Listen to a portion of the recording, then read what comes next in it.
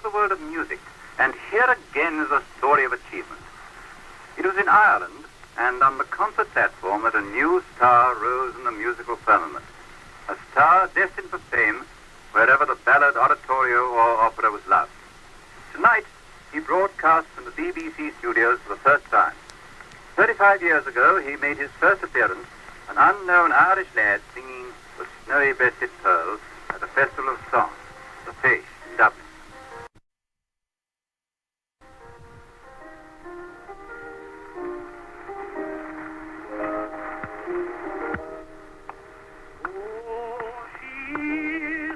Like the rose, but proud in beauty glows, and boasteth that she's so wondrous fair. But she's like the violet blue, ever modest, ever true, from her leafy bower perfuming the still night air. Oh, she's gentle, loving, mild, she's artless as a child, her clustering tresses softly blowing down. I love thee evermore, sweet Caroline Overstone, my true love, my snowy breasted pearl. Count John McCormack. And so, ladies and gentlemen, the first song that I sang 35 years ago in the ancient concert rooms in Dublin, in great fear and trembling, I may remark, is now the first song that I sing to you in almost equal fear and trembling from this not-so-ancient studio in 1938. There is one advantage here, however. Tonight, I'm not up against 13 rival tenors as I was on that occasion. And thank God for that. You see, as you've been told, the occasion was at our great Irish national competition, the Feis Ceoil. When I arrived at the hall, almost all the tenors had sung, and amongst themselves had picked out the winner. However, I went on the platform all the same, number 14. The official accompanist was a young Irishman then in the beginning of his career and destined to become one of the musical greats. His name was Hamilton Harty. His hair was black as the raven's wing, and I was as thin as a rail, and I only tell you that because we've both changed quite a little since then. He added to me, as you can imagine, Sir Hamilton was literally fed up with playing the same two test pieces for 13 consecutive tenors. So when I came on number 14, he started the Handel aria much faster than I'd been taught it by my old friend Vincent O'Brien. I told him that I couldn't sing it at that speed. And he looked with that kindly smile that we now know so well and said, "Well, me boy, and what's your tempo?"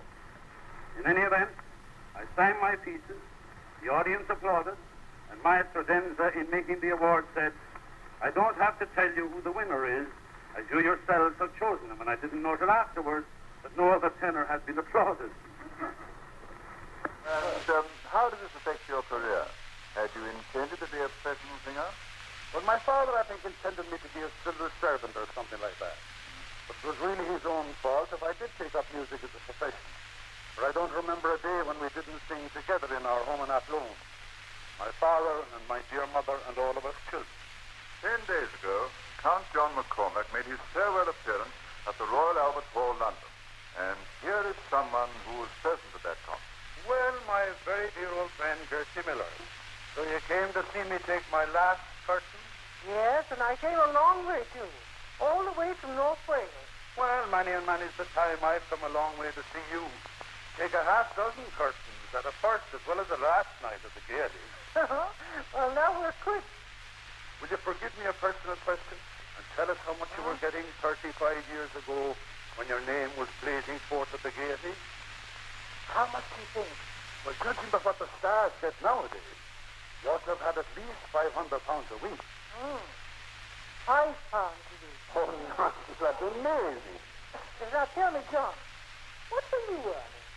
Well, after the Feis, I got one of my first engagements when Father John O'Reilly, God rest him, said, "Would you care to sing at the church concert in Black Rock, John?" I was all ready to answer. And then he said, "We haven't much money. Would 3 guineas tempt you?" I nearly fell into his arms. I'd have been tempted by a lot less. And so, for weal or woe, I was launched on a musical career. And I went off wondering what that voyage would bring. Well, and has it been a pleasant voyage? Altogether, it's been a calm and a prosperous voyage. And now I have come into port. You know that when I heard you the other day out of the hall, there was one song that particularly touched me. The Old House. And so John McCormack sang The Old House. It was one of the most moving occasions in radio when the great singer, at the end of his career, made his farewell in these words.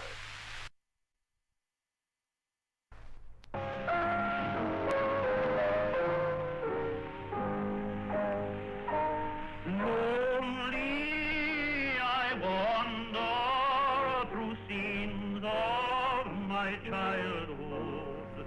They call back to memory those happy days of yore. Gone are the old folk, the house stands deserted.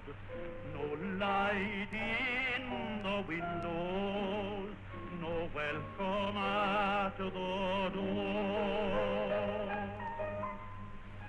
Gone is the house now, and lonely the moorland, the chill